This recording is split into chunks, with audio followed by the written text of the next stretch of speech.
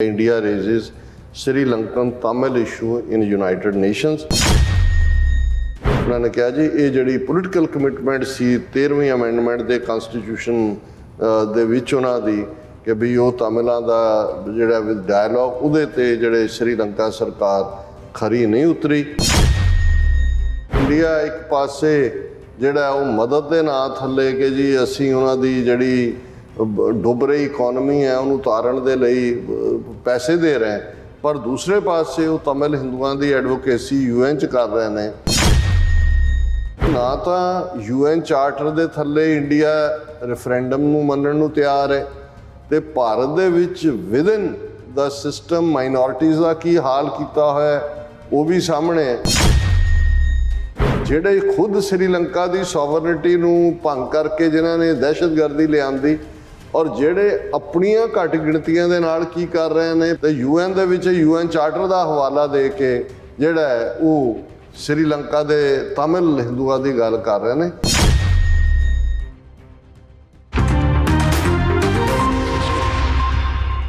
Viewers welcome back on programme. So viewers गलबात करन जा रहे हैं कि भारत ने श्रीलंका विचले तमिल हिंदुओं का मसला UN विच उठाया है। ये किस किस्म का दंभीपुना है, क्योंकि जदों कोई किसी बाहरले मुल्क वालों कश्मीरियां जां सिखां दा मसला उठाया जाता है तो इस नूं भारत के अंदरूनी मामलों में दखल अंदाजी किया जाता है। सो भारत के इस दोहरे मापदंड बारे गलबात करन जा रहे हैं। सो असीं चाहांगे कि तुसीं इस तरह ही बने रहना, देखण सुनने या लिखण लई तुहाडा सब दा बहुत बहुत धन्नवाद।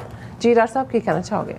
देखो Geneva United Nations human right council का 51 सैशन चल रहा है और उस दे विच भारत के नुमाइंदे ने परमानेंट रिप्रजेंटेटिव ने जदों कि श्रीलंका की इकनॉमिकल जिहड़ी हार्डशिप है उस दे उत्ते जिक्र हो रहा सी, तो उन्होंने विच तमिल हिंदुओं का जिहड़े नॉर्दर्न पार्ट्स ने श्रीलंका के जाफना और दूसरे एरिए उन्हों का मसला चुक्या और ये सारे ही उन्होंने अपने मीडिया ने इसकी हैडलाइन लाई है, India raises Sri Lankan Tamil issue in United Nations. और उहदे इंडिया के नुमाइंदे ने कहा कि जी असी we have always believed in responsibility of the states for promotion and protection of human rights and constructive international dialogue and cooperation guided by the UN charter. कि जी UN चार्टर के मुताबिक जिहड़ा म्यूचुअल डायलॉग और states की responsibility human rights की protection शहरियां दी और कंस्ट्रक्टिव डायलॉग असी उहदे मुताबिक बिल्कुल यकीन रखते हैं UN चार्टर मुताबिक हल करन दा। और उहदे च उन्होंने कहा in this regard the Indian delegation notes with concern the lack of measurable progress by government of Sri Lanka on their commitment of a political solution to the ethnic issue। उन्होंने कहा जी ये जी पोलिटिकल कमिटमेंट सी 13वीं amendment के constitution दे विच उन्हां दी कि भी वो तमिलों का जिहड़ा विद डायलॉग उहदे ते जिहड़े श्रीलंका सरकार खरी नहीं उतरी और ये जिहड़ी है इस दे उत्ते अमल करन दी लोड़ है। बाकी उन्होंने कहा जी 13 साल हो गए ने सिविल वॉर नूं और इस सारे दे चलदिआं असीं श्रीलंका नाल हमदर्दी भी करते हैं और इहदे भी कोई शक नहीं पिछले दिनों $4 बिलियन इंडिया ने कमिट किया क्योंकि श्रीलंका की इकोनॉमी काफ़ी क्राइसिस सी। चाइना ने भी कमिट किया। हालांकि इंडिया की इस पोजीशन के जवाब च जो उन्होंने तमिल हिंदुओं के हक च लई, चाइना ने बिल्कुल क्लीयर किया। चाइना ने कहा it firmly supported Sri Lanka to safeguard its sovereignty and independence. उन्होंने कहा जी असी श्रीलंका की सॉवरनिटी और इंडिपेंडेंस नूं मुकम्मल तौर पर सपोर्ट करते। हुण उन्होंने क्यों चाइना नूं भी कहण दी लोड़ पई सॉवरनिटी एंड इंडिपेंडेंस, क्योंकि इंडिया एक पासे जिहड़ा वो मदद के नां थल्ले कि जी असी उन्हां दी जिहड़ी डुब रही इकोनॉमी है उन्होंने उतारण के लिए पैसे दे रहे हैं, पर दूसरे पासे वो तमिल हिंदुओं की एडवोकेसी UN च कर रहे हैं। ये कह के कि जी ये जिहड़ा मसला UN चार्टर के मुताबिक होना चाहिए जिहदे डायलॉग होए, जिहदे जिहड़ा वो पीसफुली होए। हुण एक पासे ये वर्तारा सामने हुणे ही असी पहले सैगमेंट गल करके हटे हैं कि UN चार्टर ही राइट ऑफ सैल्फ डिटर्मीनेशन दिंदा है। दंभीपुणा इनफैक्ट अंग्रेजी के लफज हिपोक्रेसी का पंजाबी लफज बनता ही दंभीपुणा है। दंभ है कि तुसी ਕਹਿੰਦੇ ਕੁਛ ਹੋ ਤੇ ਕਰਦੇ ਕੁਛ ਹੋ। ਔਰ ਇੱਕ ਥਾਂ ਤੇ ਤੁਹਾਡਾ ਚਿਹਰਾ ਹੋਰ ਹੈ, ਦੂਸਰੀ ਥਾਂ ਤੇ ਹੋਰ ਹੈ। ਹੁਣ ਨਾ ਤਾਂ UN ਚਾਰਟਰ ਦੇ ਥੱਲੇ ਇੰਡੀਆ ਰੈਫਰੈਂਡਮ ਨੂੰ ਮੰਨਣ ਨੂੰ ਤਿਆਰ ਹੈ, ਤੇ ਭਾਰਤ ਦੇ ਵਿੱਚ ਵਿਦਨ ਦਾ ਸਿਸਟਮ ਮਾਈਨੋਰਟੀਜ਼ ਦਾ ਕੀ ਹਾਲ ਕੀਤਾ ਹੋਇਆ ਉਹ ਵੀ ਸਾਹਮਣੇ ਹੈ। ਕਸ਼ਮੀਰ ਵਰਗਾ ਇਸ਼ੂ ਜਿਹੜਾ ਕਿ ਡਿਸਪਿਊਟਡ ਟੈਰੀਟਰੀ ਹੈ ਐਜ਼ ਪਰ ਉਸੇ UN ਸਿਕਿਉਰਿਟੀ ਕੌਂਸਲ ਦੇ 14-15 ਰੈਜ਼ੋਲੂਸ਼ਨਸ ਦੇ ਥੱਲੇ, ਜੇ ਉੱਥੇ ਕਸ਼ਮੀਰੀਆਂ ਨੂੰ ਜਿਹੜੀ ਇੰਡੀਆ ਨੇ ਆਪਣੀ ਕਨਸਟੀਟਿਊਸ਼ਨ 'ਚ ਗਾਰੰਟੀ ਕੀਤੀ ਆਰਟੀਕਲ 370 35A, ਉਹਨੂੰ ਆਈਨੀ ਗੁੰਡਾਗਰਦੀ ਦੇ ਨਾਲ ਖਤਮ ਕੀਤਾ, ਜੇ ਪਾਕਿਸਤਾਨ ਜਾਂ ਅਮਰੀਕਨ ਕਾਂਗਰਸਮੈਨ ਜਾਂ ਬ੍ਰਿਟਿਸ਼ ਪਾਰਲੀਮੈਂਟੇਰੀਅਨ ਆਵਾਜ਼ ਚੁੱਕਦੇ ਨੇ ਤੇ ਉਹ ਚੀਕਾਂ ਮਾਰਨ ਲੱਗ ਜਾਂਦੇ ਨੇ, ਨਾ ਨਾ ਨਾ ਇਹ ਇੰਟਰਨਲ ਅਫੇਅਰਸ ਭਾਰਤ ਦੇ ਇੰਟਰਫੀਅਰੈਂਸ ਹੈ। ਇਵੇਂ ਹੀ ਸਿੱਖਾਂ ਦਾ ਇਸ਼ੂ ਹੈ।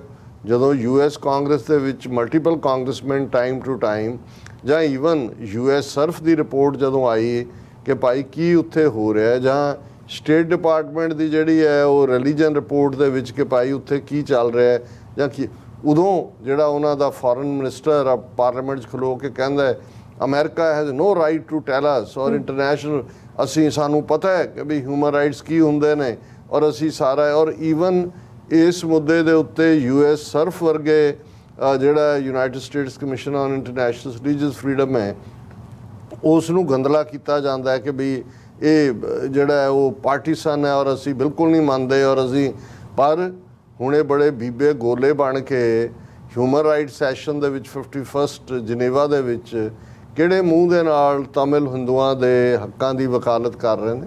ਹਾਲਾਂਕਿ ਇਹ ਨਹੀਂ ਹੈ ਵੀ ਅਸੀਂ ਜੋ ਸ਼੍ਰੀਲੰਕਨ ਫੌਜ ਨੇ ਤਮਿਲਾਂ ਦੇ ਉੱਤੇ ਜ਼ੁਲਮ ਕੀਤੇ ਅਸੀਂ ਉਹਦੀ ਕੋਈ ਹਮਾਇਤ ਕਰਦੇ ਹਾਂ। ਅਸੀਂ ਹਮੇਸ਼ਾ ਜਿੱਥੇ ਵੀ ਕਿਤੇ ਜ਼ੁਲਮ ਹੁੰਦਾ ਉਹਦੇ ਖਿਲਾਫ ਆਵਾਜ਼ ਚੁੱਕਦੇ। ਪਰ ਅਫਸੋਸ ਇਸ ਗੱਲ ਦਾ ਹੈ ਕਿ ਇਹੀ ਤਾਕਤਾਂ, ਇਹੀ ਭਾਰਤ ਹੈ ਜਿਹਨੇ ਸਿੱਧੇ ਤੌਰ ਤੇ ਸ਼੍ਰੀਲੰਕਾ ਦੀ ਸੋਵਰਨਿਟੀ ਨੂੰ ਚੈਲੰਜ ਕੀਤਾ, ਜਦੋਂ ਕਿ ਉਹਨਾਂ ਦੀ ਇੰਟੈਲੀਜੈਂਸ ਏਜੰਸੀ ਰਾਹ ਨੇ ਪ੍ਰਭਾਕਰਨ ਨੂੰ ਅੱਗੇ ਲਾ ਕੇ ਲਿਬਰੇਸ਼ਨ ਟਾਈਗਰਸ ਆਫ ਤਮਿਲ ਬਣਾਈ। ਲਿਟੇ ਕਿਹਨੇ ਬਣਾਈ, ਹਥਿਆਰ ਕਿਹਨੇ ਦਿੱਤੇ ਲਿਟੇ ਨੂੰ, ਜਿਨ੍ਹਾਂ ਦੀ ਬਦੌਲਤ ਹਜ਼ਾਰਾਂ ਬੇਗੁਨਾਹ ਸ਼੍ਰੀਲੰਕਨ, ਭਾਵੇਂ ਉਹ ਤਮਿਲ ਹੋਣ ਭਾਵੇਂ ਸਿਹਾਲੀਜ਼ ਹੋਣ, ਉਹ ਮਾਰੇ ਗਏ ਕਿਉਂਕਿ ਇੰਡੀਆ ਸ਼੍ਰੀਲੰਕਾ ਨੂੰ ਜਿਹੜਾ ਹੈ ਉਹ ਤੋੜਨਾ ਚਾਹੁੰਦਾ ਸੀ ਜਾਂ ਉਹਨਾਂ ਦੇ ਗੋਡੇ ਲਵਾਉਣਾ ਚਾਹੁੰਦਾ ਸੀ। ਤੋੜ ਤਾਂ ਨਹੀਂ ਸਕਿਆ, ਪਰ ਇਸ ਸਾਰੇ ਦੇ ਵਿੱਚ ਉਹਨੇ ਸ਼੍ਰੀਲੰਕਾ ਦੇ ਵਿੱਚ ਜੋ ਖੂਨੀ ਖੇਡ 80s ਤੋਂ ਸ਼ੁਰੂ ਕੀਤਾ, ਹਾਲਾਂ ਉਹਨੂੰ ਰਾਜੀਵ ਗਾਂਧੀ ਨੂੰ, ਜਿਹੜਾ ਇੰਦਰਾ ਗਾਂਧੀ ਨੇ ਇਹ ਸ਼੍ਰੀਲੰਕਨ ਨੀਤੀ ਅਪਣਾਈ ਸੀ। ਔਰ ਮੈਂ ਯਾਦ ਦਹਾਨੀ ਕਰਵਾਉਣਾ ਚਾਹੁੰਦਾ ਕਿ ਜਦੋਂ 1980ਵਿਆਂ ਦੇ ਵਿੱਚ ਪੰਜਾਬ ਦੇ ਵਿੱਚ ਸਿੱਖਾਂ ਦੇ ਹੱਕਾਂ ਦੀ ਮੰਗ ਚੱਲ ਰਹੀ ਸੀ, ਅਜੇ ਖੁੱਲ੍ਹ ਕੇ ਖਾਲਿਸਤਾਨ ਤਾਂ ਜੂਨ 84 ਤੋਂ ਬਾਅਦ ਆਇਆ। ਜੈਵਰਧ ਨੇ ਜਿਹੜਾ ਸ਼੍ਰੀਲੰਕਾ ਦਾ ਪ੍ਰੈਜ਼ੀਡੈਂਟ ਸੀ ਉਸ ਵੇਲੇ, ਜਿਹੜਾ ਇੰਦਰਾ ਗਾਂਧੀ ਨੂੰ ਔਰ ਇੰਡੀਅਨ ਸਿਸਟਮ ਨੂੰ ਚੰਗੀ ਤਰ੍ਹਾਂ ਸਮਝਦਾ ਸੀ ਕਿ ਔਰ ਸ਼੍ਰੀਲੰਕਾ ਸਮਝਦਾ ਵੀ ਇਹਨਾਂ ਨੇ ਵਿਦਨ ਇੰਡੀਆ ਕਿਵੇਂ ਬੁੱਧ ਧਰਮ ਦਾ ਖਾਤਮਾ ਕੀਤਾ। ਔਰ ਇਹ ਜਿਹੜਾ ਲਾਸਟ ਕਿਲਾ ਹੈ ਉਸ ਸਬ ਕੰਟੀਨੈਂਟ ਦੇ ਵਿੱਚ ਬੁੱਧਿਜ਼ਮ ਦਾ, ਸ਼੍ਰੀਲੰਕਾ, ਜਿੱਥੇ ਮੈਜੋਰਿਟੀ ਸਿਹਾਲਾ ਲੋਕ ਬੁੱਧ ਧਰਮ ਨੂੰ ਮੰਨਣ ਵਾਲੇ ਨੇ, ਕਿ ਵੀ ਇਹ ਸਾਡੇ ਗੋਡੇ ਲਵਾ ਕੇ ਸਾਨੂੰ ਹਿੰਦੂਤਵਾ ਦੇ ਖਾਰੇ ਸਮੁੰਦਰ 'ਚ ਡੋਬਣਾ ਚਾਹੁੰਦੇ ਨੇ। ਔਰ ਇਹ ਜੈਵਰਧਨੇ ਨੇ ਕਿਹਾ ਸੀ, ਇੰਦਰਾ ਗਾਂਧੀ ਉਦੋਂ ਜਿਉਂਦੀ ਸੀ, ਉਹਨੇ ਕਿਹਾ ਕਿ ਭਾਈ ਇਹ ਇੱਥੇ ਤਮਿਲ ਹਿੰਦੂਆਂ ਦੇ ਹੱਕਾਂ ਦੀ ਗੱਲ ਹੋ ਰਹੀ ਹੈ, ਇੰਦਰਾ ਗਾਂਧੀ ਪਹਿਲਾਂ ਖਾਲਿਸਤਾਨ ਦਾ ਇਸ਼ੂ ਜਾਂ ਸਿੱਖਾਂ ਦਾ ਇਸ਼ੂ ਰਿਜ਼ੋਲਵ ਕਰੇ, ਫਿਰ ਸਾਨੂੰ ਦੱਸੇ ਵੀ ਕੀ ਕਰਨਾ। ਹੁਣ ਉਦੋਂ ਤੱਕ ਜੈਵਰਧਨੇ ਆਕੜਿਆ ਰਿਹਾ ਔਰ ਇਸੇ ਕਰਕੇ ਇਹਨਾਂ ਨੇ ਇਹ ਲਿਟੇ ਕ੍ਰੀਏਟ ਕੀਤੀ। ਇਹਦੇ ਰਾਹੀਂ ਇਹਨਾਂ ਨੇ ਸਿਵਲ ਵਾਰ ਕਰਵਾਈ, ਹਜ਼ਾਰਾਂ ਬੇਗੁਨਾਹ ਮਾਰੇ ਗਏ ਔਰ ਫਿਰ ਬਾਅਦ ਦੇ ਵਿੱਚ ਸ਼੍ਰੀਲੰਕਨ ਆਰਮੀ ਨੇ ਰੂਥਲੈਸਲੀ ਉਹਨਾਂ ਨੂੰ ਬਹੁਤ ਜ਼ੁਲਮ ਕੀਤੇ, ਫੌਜ ਨੇ ਉੱਥੇ ਮਾਰਿਆ। ਲੇਕਿਨ ਹੁਣ ਦੇਖਣ ਵਾਲੀ ਗੱਲ ਹੈ ਕਿ ਵੀ ਇਹ ਕਿਹੜੇ ਮੂੰਹ ਦੇ ਨਾਲ ਜਿਹੜੇ ਖੁਦ ਸ਼੍ਰੀਲੰਕਾ ਦੀ ਸੋਵਰਨਿਟੀ ਨੂੰ ਭੰਗ ਕਰਕੇ ਜਿਨ੍ਹਾਂ ਨੇ ਦਹਿਸ਼ਤਗਰਦੀ ਲਿਆਂਦੀ, ਔਰ ਜਿਹੜੇ ਆਪਣੀਆਂ ਘੱਟ ਗਿਣਤੀਆਂ ਦੇ ਨਾਲ ਕੀ ਕਰ ਰਹੇ ਨੇ, ਪੰਜਾਬ ਜਾਂ ਕਸ਼ਮੀਰ ਜਾਂ ਨਾਗਿਆਂ ਦੇ ਮੁੱਦੇ ਤੇ ਕਿਸੇ ਇੰਟਰਨੈਸ਼ਨਲ ਆਵਾਜ਼ ਨੂੰ ਸੁਣਨ ਨੂੰ ਤਿਆਰ ਨਹੀਂ, ਤੇ UN ਦੇ ਵਿੱਚ UN ਚਾਰਟਰ ਦਾ ਹਵਾਲਾ ਦੇ ਕੇ ਜਿਹੜਾ ਹੈ ਉਹ ਸ਼੍ਰੀਲੰਕਾ ਦੇ ਤਮਿਲ ਹਿੰਦੂਆਂ ਦੀ ਗੱਲ ਕਰ ਰਹੇ ਨੇ। ਇਹਨੂੰ ਹੀ ਦੰਭਪੁਣਾ ਕਹਿੰਦੇ ਨੇ, ਇਹਨੂੰ ਹੀ ਹਿਪੋਕ੍ਰੇਸੀ ਕਹਿੰਦੇ ਨੇ, ਇਹਨੂੰ ਹੀ ਬੇਈਮਾਨੀ ਦਾ ਸਿਰਾ ਕਹਿੰਦੇ ਨੇ। ਜੀ ਡਾਕਟਰ ਸਾਹਿਬ, ਤੁਹਾਡਾ ਬਹੁਤ ਬਹੁਤ ਧੰਨਵਾਦ। ਸਤਿਨਾਮ ਬ੍ਰੇਕ ਵਿਊਅਰਸ, ਤੁਸੀਂ ਇਸੇ ਤਰ੍ਹਾਂ ਬਣੇ ਰਹਿਣਾ। ਮਿਲਦੇ ਹਾਂ ਆਫਟਰ ਦਿਸ ਸ਼ਾਰਟ ਬ੍ਰੇਕ।